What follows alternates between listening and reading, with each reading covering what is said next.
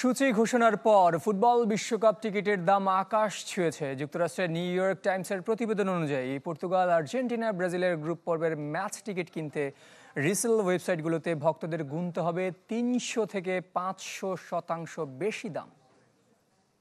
আমরাই number one. Number one হচ্ছে মেরিল petroleum jelly.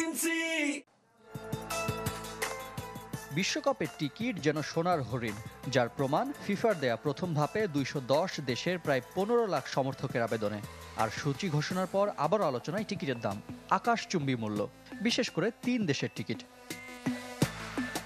ফিফার ওয়েবসাইটে প্রথম ২ ধাপে যারা সরাসরি টিকিট কিনতে ব্যর্থ হয়েছেন তাদের ভরসা টিকিট রিসেল সাইটগুলো।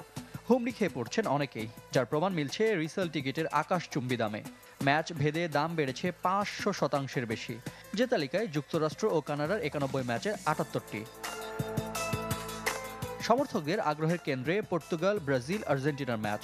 রিসেল মার্কেটে গ্রুপ পর্বের সবচেয়ে দামি টিকিট মায়ামি গার্ডেনে পর্তুগাল কলম্বিয়া ম্যাচের, যা কিনতে হলে গুনতে হবে $২,১৮৯।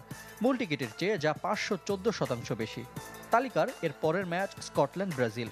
শীর্ষ ৫-এ আছে আর্জেন্টিনার ২ ম্যাচ। দাম বেড়েছে নকআউট পর্বের টিকিটেরও। পছন্দের দলকে গ্রুপ চ্যাম্পিয়ন হিসেব করে ৩ জুলাই আর্জেন্টিনা ম্যাচের দাম পৌঁছেছে $৫০০ থেকে $১৫০০। তবে মুদ্রার উল্টো পিঠও আছে। দাম কমার তালিকায় ১২ ম্যাচ। প্রথমবার বিশ্বকাপ খেলা কেপ ভার্দে, সৌদি আরব, উজবেকিস্তান, আলজেরিয়া আছে যে তালিকায়।